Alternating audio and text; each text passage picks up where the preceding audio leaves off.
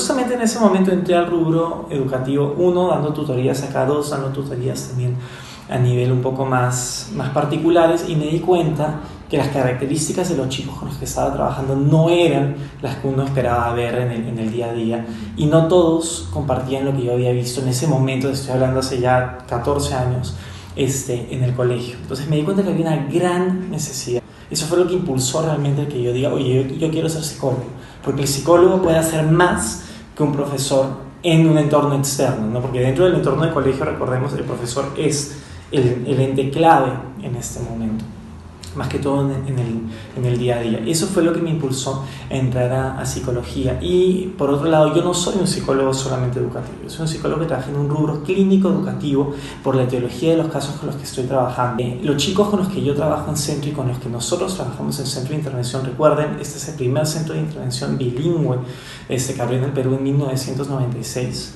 vienen mezcladitos. Vienen con dificultades de toda índole y muchas veces hay síndromes genéticos, síndromes del neurodesarrollo, y no tienes que trabajar solamente un componente, un poquito de todo. Más que todo, para que entiendan, yo trabajo con niños y adolescentes con dificultades de aprendizaje y de conducta, que muchas veces vienen acompañados con un tema emocional muy fuerte o alguna dificultad del neurodesarrollo. Piensen trastorno obsesivo compulsivo, piensen síndrome de Tourette. Si nunca han visto, créanme que es recontra rico, recontra interesante y muy bonito ver cómo los chicos con este tipo de dificultades salen adelante para su propio futuro y vida profesional. Más que todo es aprendizaje, pero un aprendizaje con una buena contención emocional de tipo cognitivo. Desde tutor, simple y llano tutor, que no hay que menospreciar, es recontra útil dentro de una intervención, hasta practicante de psicología, auxiliar de psicología, interno de psicología, luego fui subiendo, psicólogo, de psicólogo empecé ya luego como especialista cuando hice una de mis especialidades, y luego ya ahora como coordinador general del centro. Debería ser, pero no es, el rol de enclave, el eje. El verdadero psicólogo educacional lo que hace es actúa como un vínculo entre diferentes componentes, que usualmente son la familia, el niño o el adolescente, el colegio y todos los otros entornos o los otros especialistas que trabajan con él.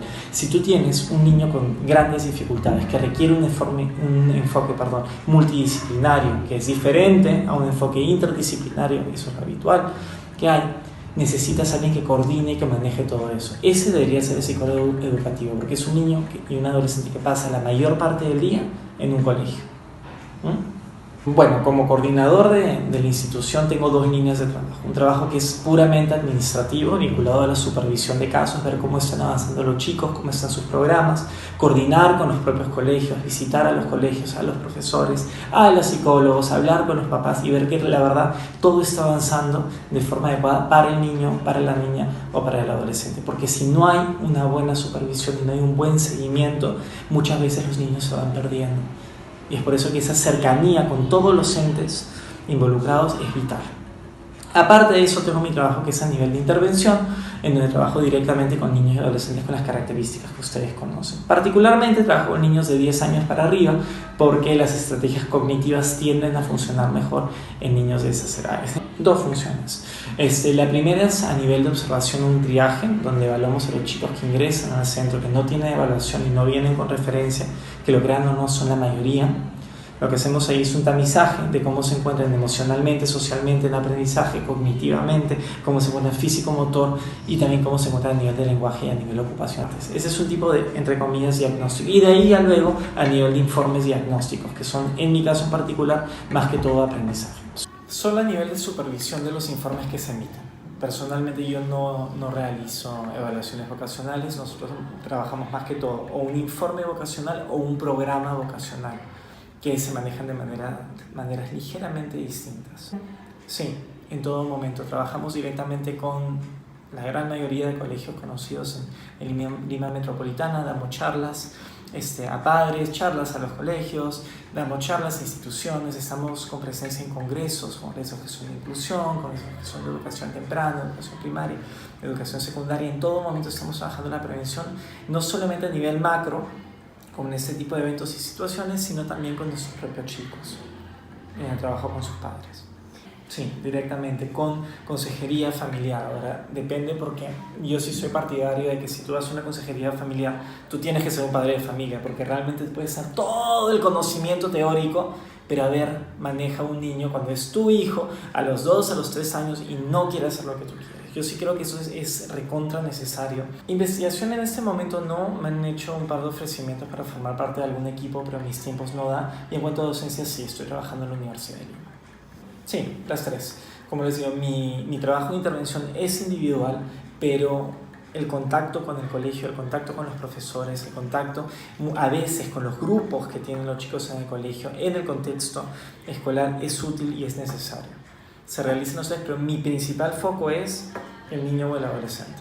Que trabaje con el colegio para luego obtener resultados por el otro lado es parte de la estrategia que uno forma en su programa de intervención.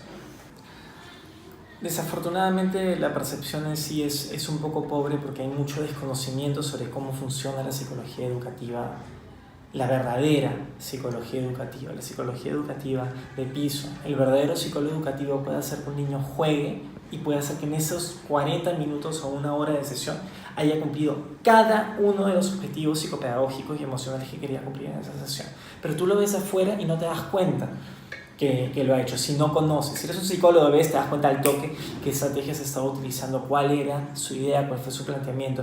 Pero una persona común y silvestre no valora el trabajo de un psicólogo educativo porque no lo ve. Ahora, en el entorno en donde yo trabajo en particular con el perfil tan peculiar de padres y de colegios en los que me desenvuelvo, se valora muchísimo el rol de un psicólogo educativo y se valora muchísimo el rol de un psicólogo clínico. En mi entorno, sí.